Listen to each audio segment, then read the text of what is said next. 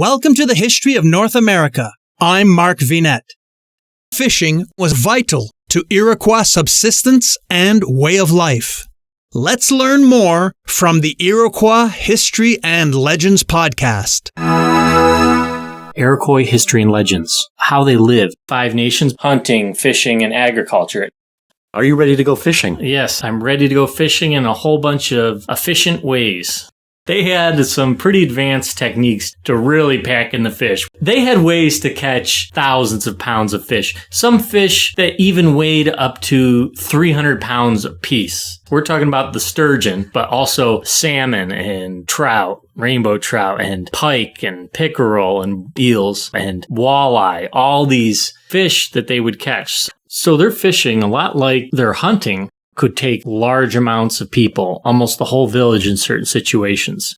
They had all sorts of different techniques. They did have hooks. They did have nets, spears, harpoons. Fishing would be done year-round, but it was especially important in the spring. This is because large ocean and Great Lake fish would be traveling up the streams to spawn. Sturgeon and salmon and all the trouts swim up to spawn.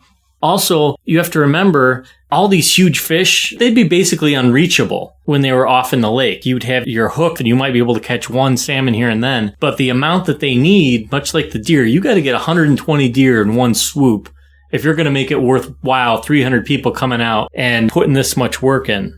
You also have to remember that in the spring, this is when the deer are all starved for the winter. So it just doesn't make any sense to go out and start mass hunting them.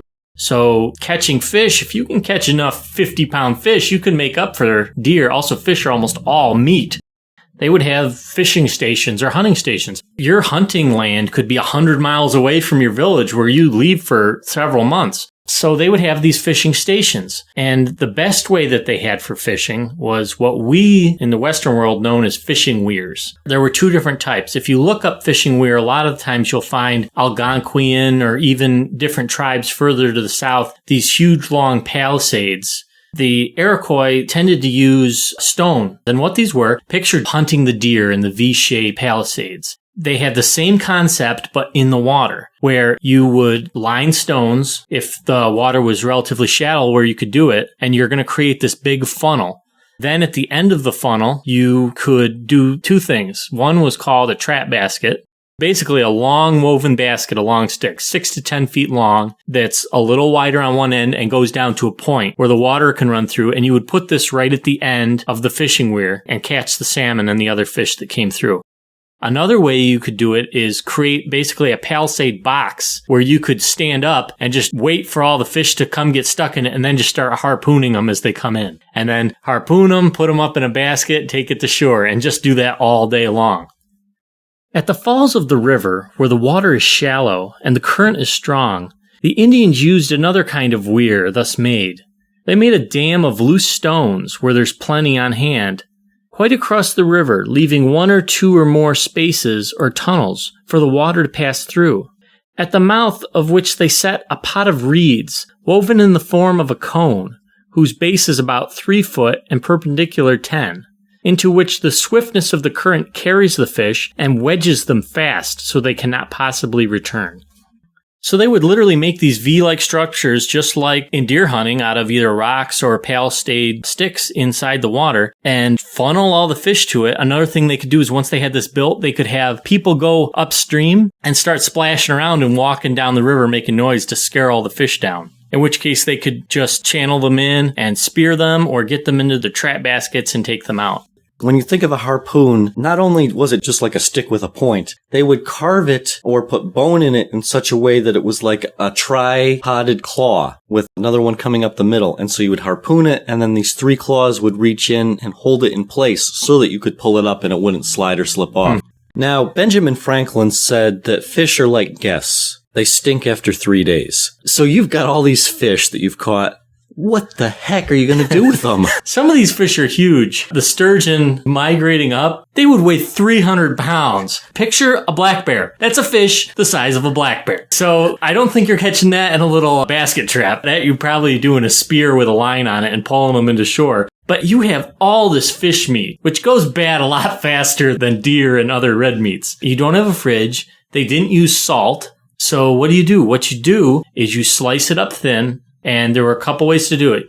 If you had a nice bright sun on a hot day, you could dry them out on bark drying racks, or you could smoke them. And a lot of times they'd have a smoker house where you could put all these trays next to it and slowly smoke them and dry them. And then you could store this meat for long periods of time. Right, fish jerky?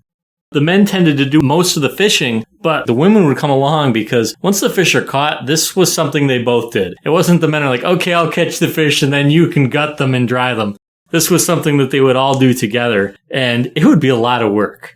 They started doing this in the spring, and basically right in the time when the fish would start spawning and they would be catching them, they would be depleting their whitetail from the winter before. So this would work as their protein replacement for their red meat up until the following deer season. You've stored your vegetables from the winter, but you're probably out of your fresh vegetables. You're just dealing with corn and some dried beans now. There's probably not a lot of other stuff left. So this is a necessary thing.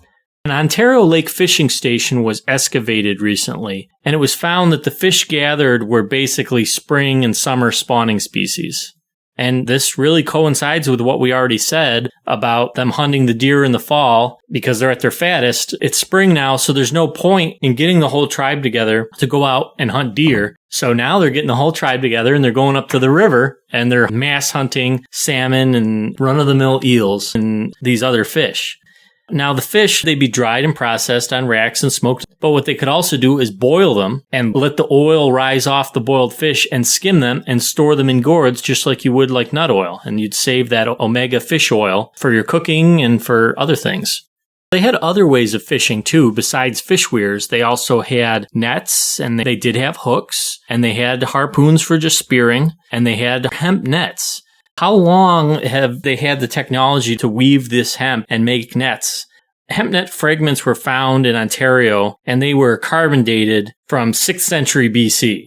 So they've been doing this a long time. And like I said with the fish weirs, they've found old posts, and they've come across these ancient fish weirs from 3, 4, 5,000 years ago. They've had this technology a long time. So they would weave these hemp nets, and we're not talking butterfly net, making a little net like that to catch fish. They would make some pretty big nets. And these were all made by hand. So you kind of picture 30 women all making these nets together. And it really would take the whole village to chip in and make these things because it was just a ton of work. If you threw a huge long net in the river, it would just kind of ball up and go away. So what they would do is they could string gourds to the top of them or like pieces of wood that would float. And then they would notch pebbles around and tie them to the bottom of the net. And this is actually the most found artifact. People all the time to this day still walking up streams throughout New York and Western New York especially, you come across these strange rocks that are notched around almost like a waist in the middle of them. And they would do that and they'd put them on these nets. Here's an observation from the Huron using nets in the winter. It says that, I think it was Champlain, he noticed that they put these nets on long poles in the winter up on Lake Ontario. And then these nets would be 10 feet long and 10 feet wide. They'd stick them down and then they would move the net underneath the ice to another spot and then pull it up and get the fish all underneath the ice. Now what about nighttime fishing?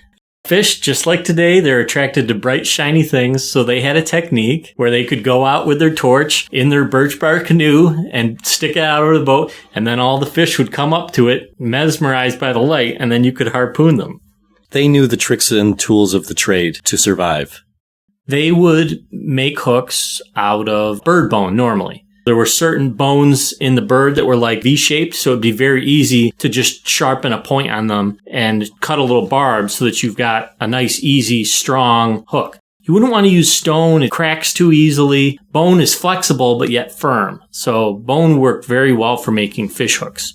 Also, excavators have found copper hooks. Copper, like metal. Yes, like metal. There were some people that knew how to work copper even back then. They were finding it in northern Michigan. There was natural veins of soft copper. Yeah, soft copper. And they would find it in the creeks and on the stream beds. And they learned how to work it by hammering it with rocks to the point where you'd have shiny copper and you could ply it into different tools. They also used it for trinkets because it would be really shiny when it was fresh and newly made. I'm Mark Vinette, and I hope you're enjoying the ride.